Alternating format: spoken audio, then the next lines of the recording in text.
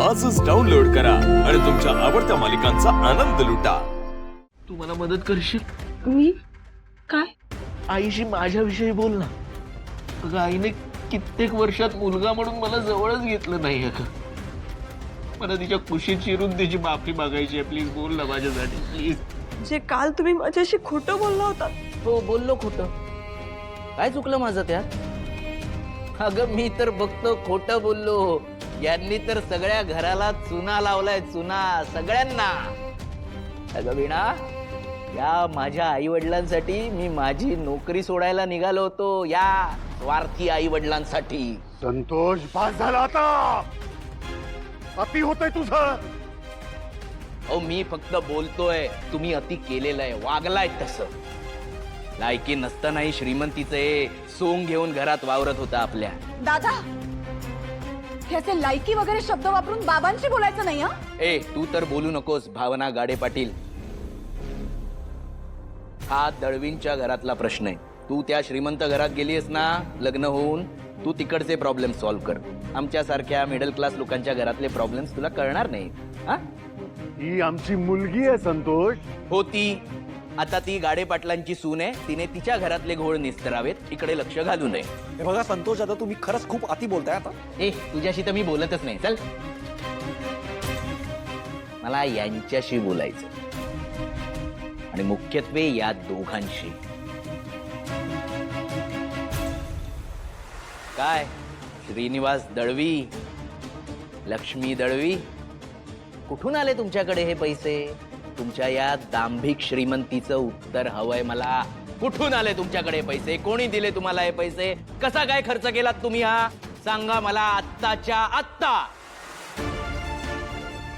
उगाचच फाडले ते वृद्धाश्रमाचे फॉर्म, उद्याच घेऊन येतो। बस दादा, मगासपासून खूप ऐकून घेतलं हा तुझं।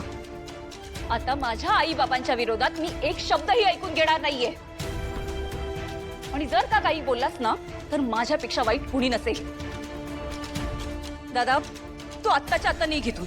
हे बघ जान, संतोष दादा, माझी बायको तुम्हाला काहीतरी सांगते आणि मला वाटतं की तुम्ही तिचं ऐकायला हवं। हे बघ जयंत, आधीच तू या दोघांना मदत करून चूक केली आहेस, लक्षात। संतोष दादा, घरच्या मालकाने काय सांगितलं ऐकून नाही आलं तुम्हाला? निघा की। ए तुला सांगितलं ना तू माझ्याशी बोलू नको म्हणून, चल। दादा, माझ्या नवऱ्याशी बोलतोयस तू? नीट बोलायचं त्यांच्याशी।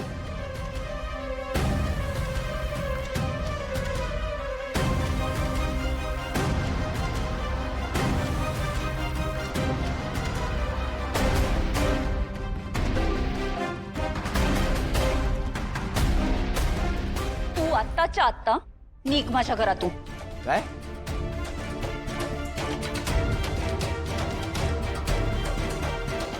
मला इथून बाहेर काढताय ना?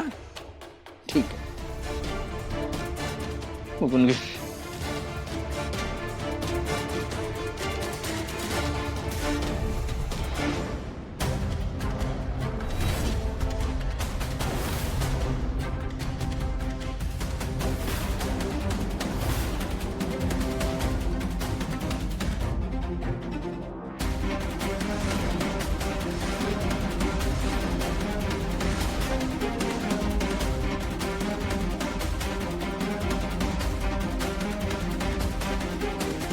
यापुढे आई बाबा कधीच एकटे पडणार नाहीत, ही जबाबदारी आपल्या सगळ्यांची। आता आपली टीम एकच, फक्त आपणच नाही, आपल्यात अजून एक व्यक्ती आहे, वीणा वहिनी। माझी खात्री आहे जेव्हा वेळ येईल ना तेव्हा वीणा वहिनी नक्की आई बाबांच्या बाजूनीच उभी राहणार। अहो, देवाने मला कडक लक्ष्मी बनण्याची बुद्धी का दिली माहितीये? संतोषला वटणीवर आणण्यासाठी।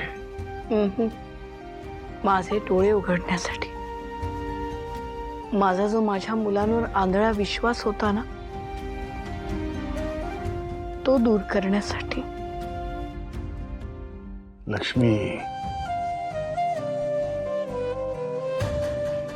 अगं इतकं मनाला नको लावून घेऊस तू।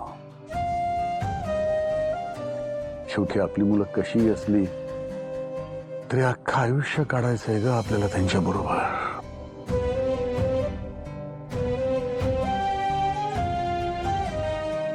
आपला जोडीदारच आपल्या आयुष्याचा सोबती असतो ही गोष्ट किती खरी आहे ना. प्रत्येक बाईने हे लक्षात ठेवायला हवं. नाही म्हणजे बघा ना, आम्ही बायका ना मुलं झाली की काही अंशी नवऱ्यांना विसरून जातो. सगळं लक्ष आपलं मुलांकडे, आणि मग ती मुलं कधी मोठी होतात आणि कधी आईला विसरून जातात कळत सुद्धा नाही. आणि मग आम्ही बायका पुन्हा एकदा बायको म्हणून नवऱ्यासमोर उभ्या राहतो. पण तोपर्यंत कधी कधी नवरा बायकोला विसरलेला असतो. लक्ष्मी, तू जे म्हणतेस ना ते कदाचित इतरांकरता खरं असेल, पण मला खात्री आहे माझी लक्ष्मी मला कधीच विसरणार नाही. म्हणजे मुलं झाल्यावर, मुलांचं सगळं करताना, मुलांना मोठं करताना कधीही विसरली नाही. आणि मी तर माझ्या लक्ष्मीला विसरणं शक्यच नाही. आपण एकमेकांना आहोतच, पण वाटलं होतं की हे जे काही रूप आपण घेतोय त्याने मुलांमध्ये सुधारणा होईल.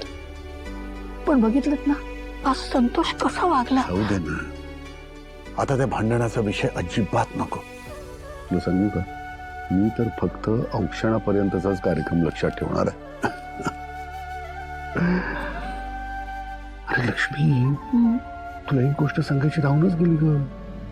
कुठली हो? अगं खूप महत्वाची गोष्ट आहे. काय झालं? आज तू खूप सुंदर दिसत होतीस. काय तुम्ही प्रेमातली अनोखी वाटाघाटी, माझे सारे सोहळे तुझ्यासाठी.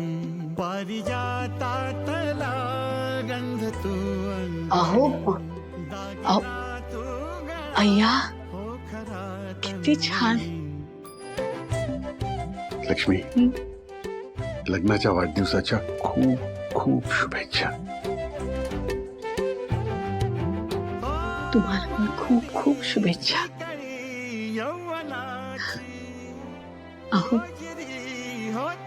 तुम्ही आहात म्हणून लक्ष्मी आहे. तू आहेस म्हणूनच हा श्रीनिवास आहे. तू सखी सोबती प्रेमिका. अहो राधिका. उद्याचा एक दिवस तरी आपल्याला या कुरुक्षेत्रापासून सुटकाय. एक दिवस विसावा. उद्या कोण येणार आहे लक्षात आहे ना?